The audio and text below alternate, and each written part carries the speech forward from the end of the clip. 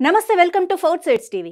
Cinema పాటలు, album songs తో బోలెడంత గుర్తింపు తెచ్చుకున్న సింగర్ మంగ్లీ ప్రమాదం నుంచి తప్పించుకుంది. ఆమె ప్రయాణిస్తున్న కారుని ఓ డీసీఎం వ్యాన్ ఢీకొట్టింది. డీసీఎం వ్యాన్ డ్రైవర్ మద్యం మత్తులో ఉండటమే ఈ ప్రమాదానికి కారణమని తెలుస్తోంది.